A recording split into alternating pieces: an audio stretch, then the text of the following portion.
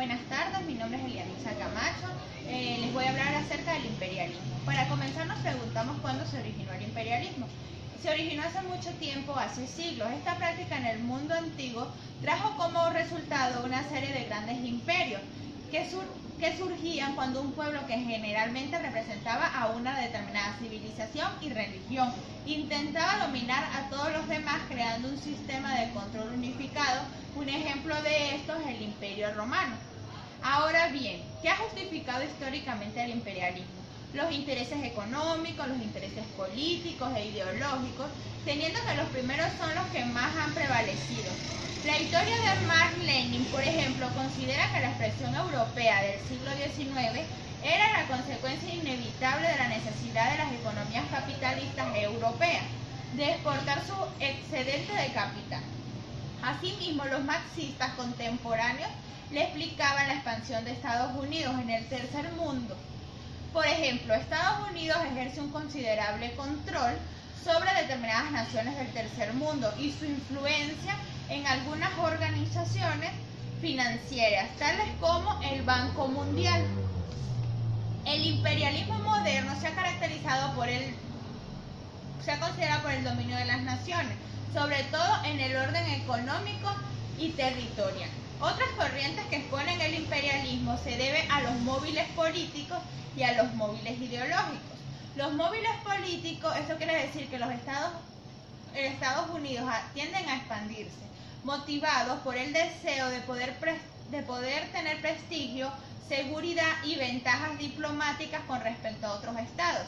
Los ideológicos, esto quiere decir que algunos países se ven impulsados a extender su influencia para difundir sus valores políticos y culturales y religiosos. A continuación, y para finalizar, se tienen las consecuencias o efectos del imperialismo. Para las colonias, el incremento de la población, fueron creados puertos, ferrocarriles, carreteras, pérdida de identidad de los pobladores, rivalidades coloniales, inmigración, explotación de la mano de obra, segregación racial. Espero haber cumplido. Y para las metrópolis, los siguientes efectos. Sirvió de estímulo para las industrias, constituyó inagotable tensiones y conflictos y apertura de nuevos mercados. Espero haber cumplido con los objetivos programados y las expectativas del profesor. Gracias, hasta otra oportunidad. Buenas tardes, mi nombre es Juana Alicia Morales Caraballo y me corresponde hablarles sobre el sociologismo jurídico. Sociologismo tiene como raíz etimológica al vocablo sociología, que a su vez proviene del latín socium, que significa socio y logos, estudio, ciencia.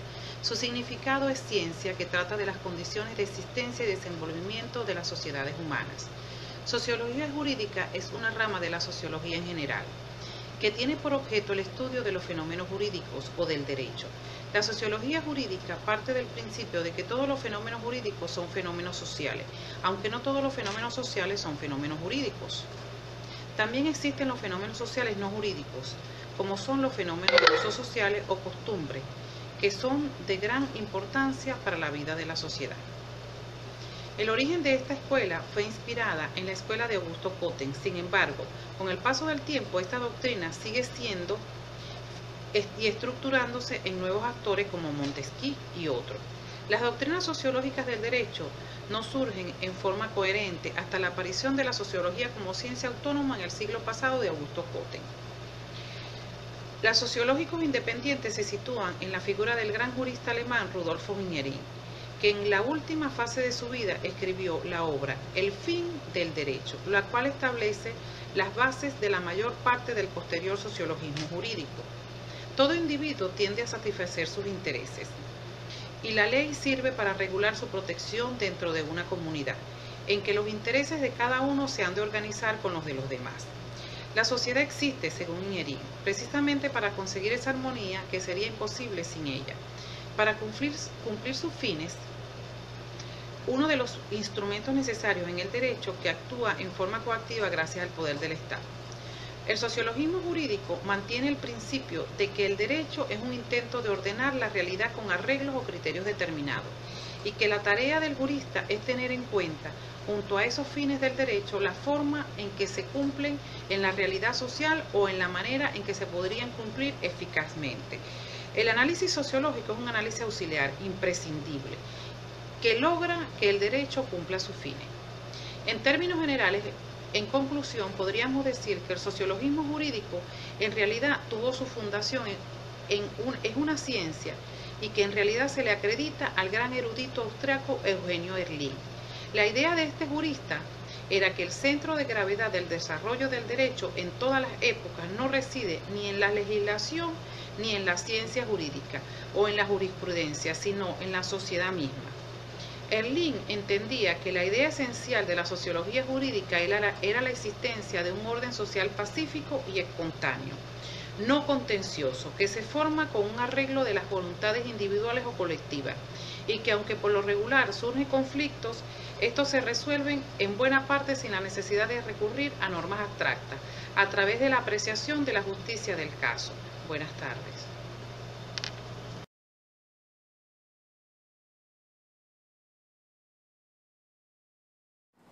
Mi nombre es Juan Márquez y le voy a hablar sobre el realismo americano. El mismo surge en los Estados Unidos en el siglo pasado, específicamente en los años 30. Es protagonizado por un grupo de juristas que además de ser investigadores teóricos, se dedicaron a la práctica jurídica. Muchos de ellos la aplicaron en sus estados y condados. Su reflexión viene dada, o la crítica viene fundamentada, porque en su país dominaba una ley común para todos. Sin embargo, también meditaron sobre el derecho legislativo y sus ideas pueden ser interesantes, tanto para otros investigadores como para nosotros mismos. Estos realistas americanos rechazan la existencia de la norma jurídica en un solo plano. Ellos dicen que la norma no debe estar por encima del hecho social y de las cosas en común que determinan las leyes. Ellos dicen que la norma no lo puede ser todo, que se tiene que tomar en cuenta muchos aspectos de la sociedad común y de la persona. Ellos dicen que un juez no puede tomar la decisión sobre la norma solamente, sino que incluir el entorno que lo rodea. Este realismo jurídico y uno de sus fundadores fue el juez Oliver Wendell Holmes, quien opinaba que el derecho no es más que lo que dicen los jueces. Para los realistas, el derecho es vida cotidiana, hecho social.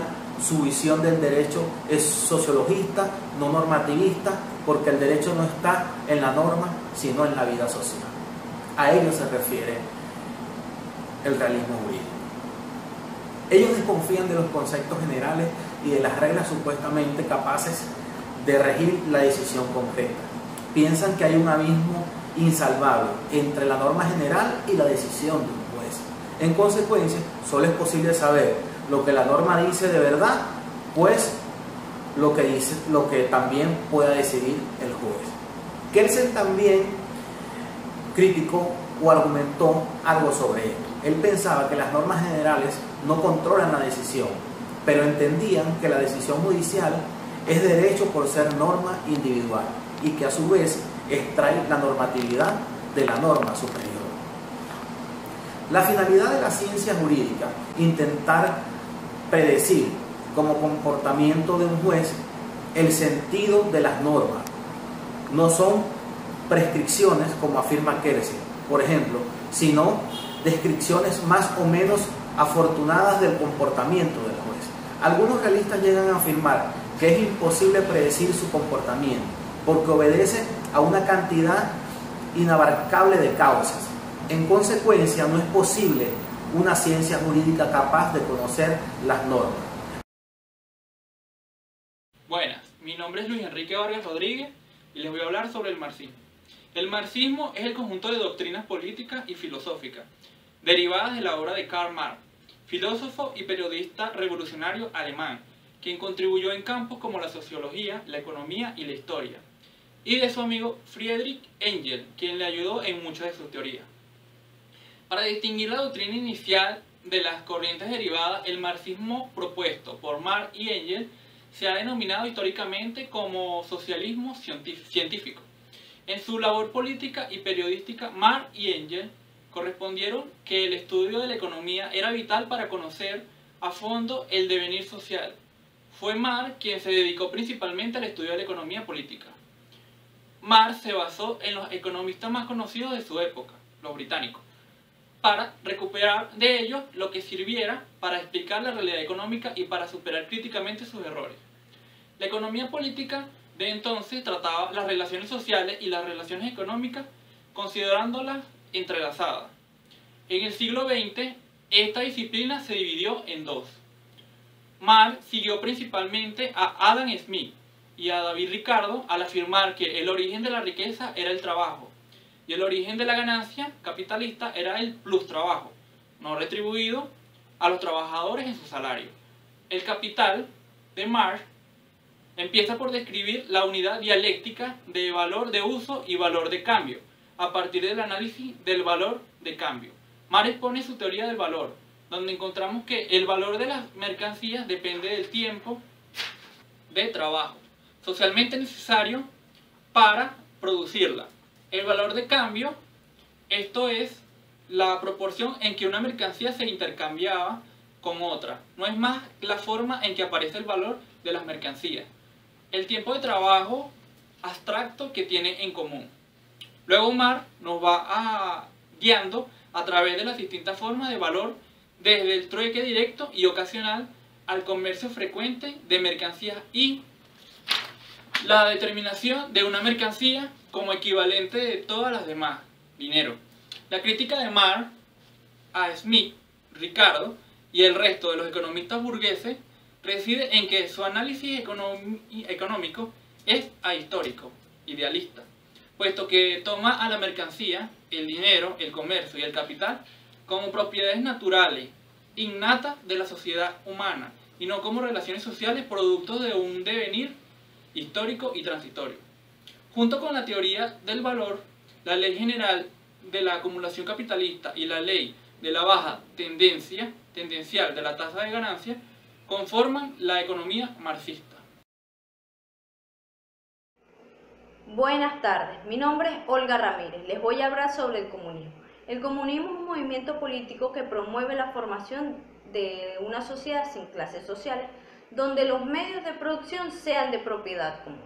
Esto implicaría que la clase privada de dichos medios no existiría, lo que llevaría al poder la clase trabajadora. ¿Cuál es el origen del comunismo? Surge a principios del siglo XIX como respuesta del nacimiento y del desarrollo del capitalismo moderno. El concepto del comunista como sociedad ideal tiene como lejanos antecedentes incluyendo la República de Platón y las primeras comunidades cristianas. Fueron la base de una serie de afirmaciones utópicas. Sin embargo, se puede decir que los primeros experimentos de los comunistas fracasaron. ¿Cuáles fueron los fundadores del comunismo? Fueron Karl Marx y Friedrich Engels.